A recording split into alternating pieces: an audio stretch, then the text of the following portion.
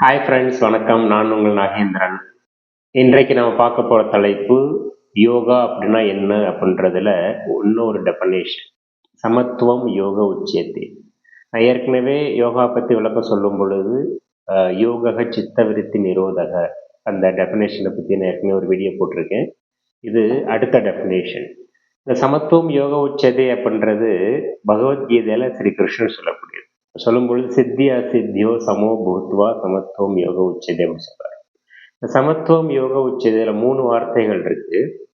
சமத்துவம், யோகா, உச்சதை. உச்சதை அப்படின்றது வந்து யோகா என்பது இது அப்படின்ற மாதிரி ஒரு அர்த்தத்துல வந்துடும்.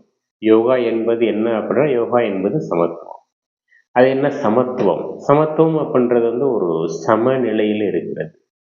ஆங்கிலத்துல சொல்லும் பொழுது ஈக்குலிபிரியம் சொல்லுவோம்.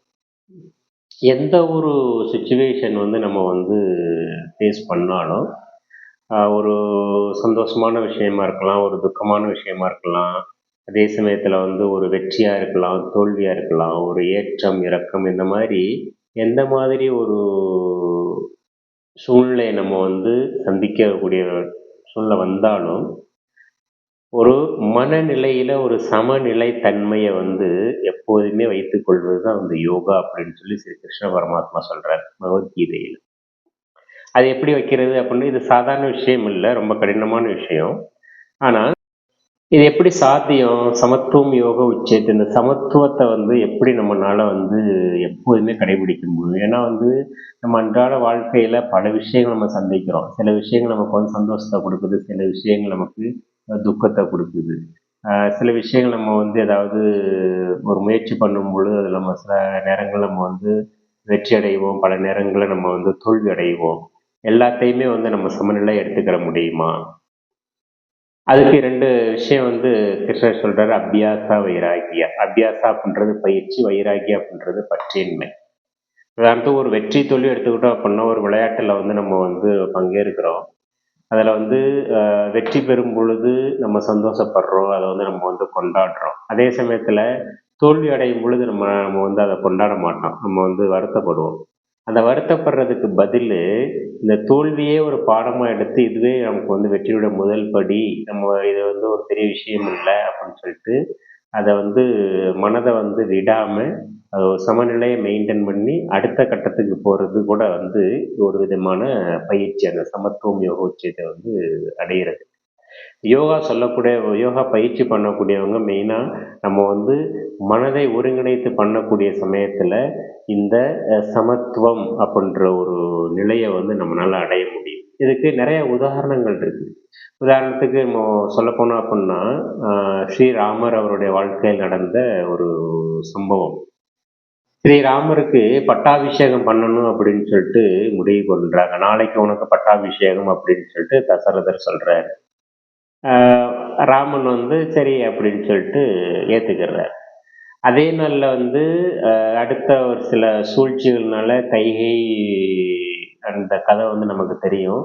ராமனை வந்து வனத்துக்கு அனுப்பணும், 14 வருஷம் வந்து வனவாசம் அனுப்பணும், காட்டுக்கு அனுப்பணும்னு சொல்லிட்டு தசரதன்ட்ட கேட்கும் பொழுது என்னுடைய வழியே இல்லாம உடனடியாக அடுத்த செய்தி ராமனுக்கு வர்றது வந்து, நீ வந்து இப்பவே உடனே காட்டுக்கு போகணும், 14 வருஷம் வனவாசம் போகணும் அப்படின்னு சொல்றாரு.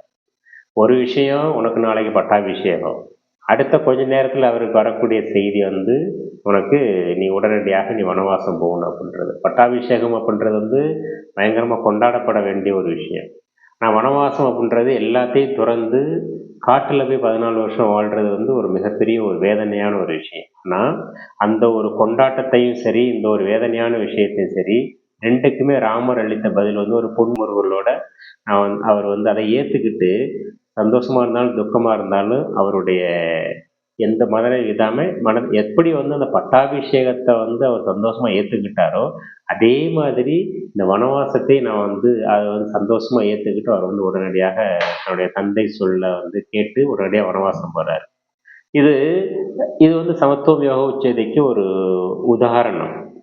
இந்த மாதிரி பயிற்சிகளை வந்து நம்ம பண்றதுக்கு முக்கியமா நம்ம என்ன செய்யணும் அப்படின்னா, அதுக்கு 2 விஷயங்கள் இருக்கு. நம்ம வந்து சாதாரணமா ஒரு சில விஷயங்களை வந்து நம்ம சந்திக்கும் பொழுது ஒரு செய்தி நமக்கு வருது அப்படின்னா, அதுக்கு 2 விதமான விஷயங்கள வந்து நம்மள்ட்ட இருந்து வெளிப்படும். ஒண்ணு வந்து அந்த ஒரு விஷயத்துக்கு வந்து நம்ம ரியாக்ட் பண்ணுவோம். 2வது வந்து ரெஸ்பாண்ட் பண்ணுவோம்.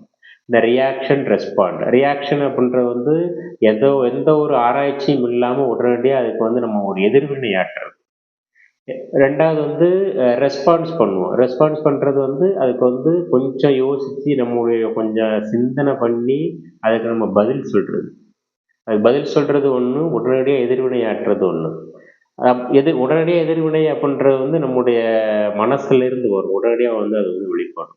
அதுக்கு கொஞ்சம் நிதானமா பதில் சொல்லக்கூடியது, ரெஸ்பாண்ட் பண்றது அப்படின்றது வந்து அது வந்து நம்ம புத்தியில இருந்து வரும். இத வந்து நம்ம வந்து நம்ம மனசுல இருந்து எதையும் நம்ம வெளிப்படுத்துறோமா, நம்மோட புத்தியில இருந்து அத வந்து வெளிப்படுத்துறோமா அப்படின்றது மிக முக்கியமான விஷயம். இந்த எப்போதுமே நம்ம வந்து கொஞ்சம் அத எந்த ஒரு விஷயமா இருந்தாலும் கொஞ்சம் ஆராய்ஞ்சு, கொஞ்சம் சிந்திச்சு, நம்ம புத்திய பயன்படுத்தி, நம்ம வந்து அதுக்கு ரெஸ்பான்ஸ் பண்ண கத்துக்கிட்டோம் அப்படின்னா, நம்மனால இந்த சமத்துவம் அப்படின்ற விஷயத்த வந்து எளிமையா வந்து கடைபிடிக்க முடியும். ஆக, இந்த யோகா பயிற்சிகள்ல ஒரு முக்கியமான ஒரு விஷயம், எந்த விதமான யோகா பயிற்சிகள் பண்ணாலும், யோகான்றது முழுக்க முழுக்க மனதை ஒருங்கிணைக்கக்கூடிய ஒரு பயிற்சி. அது உடலை பயன்படுத்துறோம். அதுல இந்த சமத்துவம், யோக உச்சத்தை சமத்துவம் அப்படின்றது தான் வந்து யோகாவுல நமக்கு அடையக்கூடிய ஒரு மிக முக்கியமான ஒரு பலன். இது வந்து அடுத்த ஒரு டெஃபினேஷன். இன்னொரு டெஃபினேஷன்ல நான் உங்களை மீண்டும் சந்திக்கிறேன். நன்றி, வணக்கம்.